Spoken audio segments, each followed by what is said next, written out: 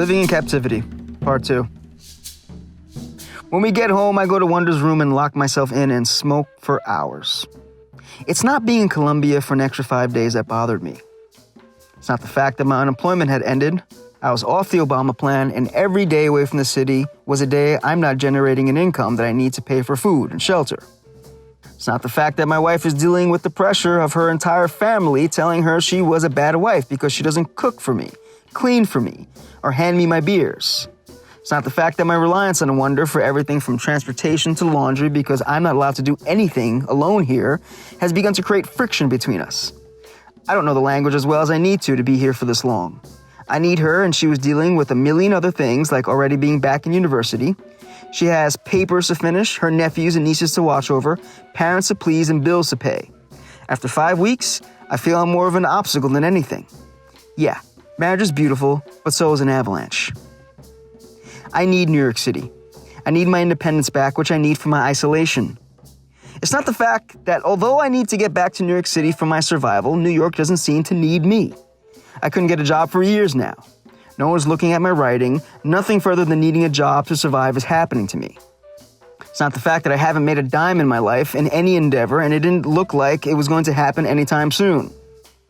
It's not the fact that at my age I had no choice but to sit and wait in another country. I haven't accomplished enough in life where being stranded in Colombia wouldn't be an issue. I haven't accomplished enough to afford anything above Spirit Airlines. It's not the fact that I feel I can't afford to control my life, more like a captive to it. It's not the fact that at times artistic ability leads to financial success, and by now, this hasn't happened to me. And if not by now, would it ever? It's not the fact that I know the cost of living is always something the artist wrestles with. But why is it, during my time, artists are having so much of an issue with it? At least Allen Ginsberg saw the best minds of his generation destroyed by madness. I'm watching the best minds of my generation being taken out by credit card debt, marriage, divorce, unfulfilled expectations, unrequited success, waiting, identity issues, laziness, bad timing, and the crumbling infrastructure of everything physical and conceptual that no one lets us fix. It's not the fact that I find it impossible to turn my back on my failures or from reality. Everything is writing to me, even when I communicate with myself, and I can only write in ink, not bullshit. All this visits you in the quiet 2-hour ride on the way back home from the failed trip to the airport, and you realize that my Jorge Alicia Gaitan moments probably happened way before I missed my first flight. It's not the fact that I don't know anybody that's doing much better than me. It's not any of these things. It's all of them. My trip had spilled into its 3rd month. By the time I left, August would be over, all the kites would hit the ground, the season of the comets would be done, and I've outstayed my welcome. We tried to get a standby seat the next morning. After being told there was one available, it was abruptly taken away. I concede and wait to my scheduled flight. On Friday, at the bag check, after 3 years together in the States and a little over a month in Bogota, as Wonder understood the moment was actually happening, the hard, armored head of her house in Colombia that I knew for the last 5 weeks slouched into tears.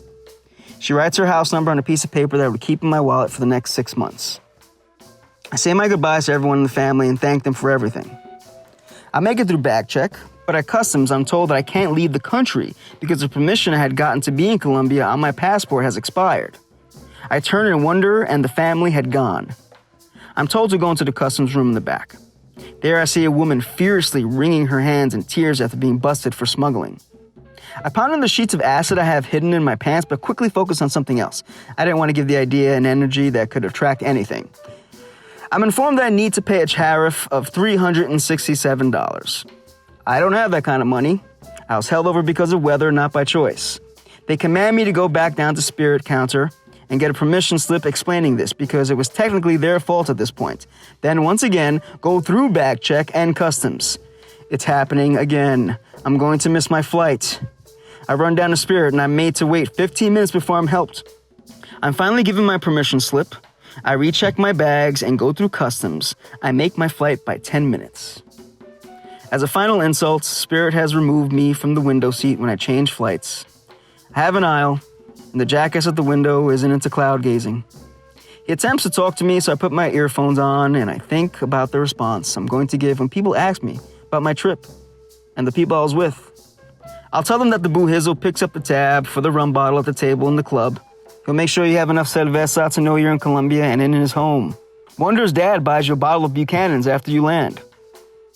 J Loco wants you to have a bottle of aguardiente before you go, even if it means missing your flight. He'll make every bike ride worth the risk. The university students don't talk to you much once they know you're a gringo and part of the evil empire. Still, they pass a joint to be polite. Guerrero brings you a poker cerveza mug to bring back to the States to remember everybody by. And she's going to make sure you have it, even if it means she has to walk home alone at a dangerous hour. Wonder's mom backs up the grandchildren talk once she sees you're not willing to play. I'll tell them what the Bogotanos told me. Whoever isn't planning on robbing you is going to show you the best time of your life. When you're in captivity, you spend half the time wondering if you will ever leave, the other half fantasizing about the life you lead when you eventually do. The true facts of existence is that when you do escape, you lie somewhere in between. Now I try never to buy any bananas from Chiquita, Dole, or any of the big fruit or food companies, period. I'm currently employed. Wonder has returned to New York City, and as for the success of my arts, well, you're watching this, aren't you? Somehow I survived Bogota. Now on that Friday morning, floating off the tarmac of El Aeropuerto Internacional, I had finally escaped. I escaped Colombia and my marriage. Landing home as a man who had nowhere to go and who wasn't expected anywhere by anyone, I decided to escape every other moment that came before. Forget all the failure. Don't even try to pinpoint that Jorge Alicia Gaitan moment. Let's just start this over. Grab a slice of pizza from Sal and Carmine's and made it home by midnight. I read an email from Wonder telling me that she missed me already and listened to a voicemail my good friends had left moments before. They were all together and partying.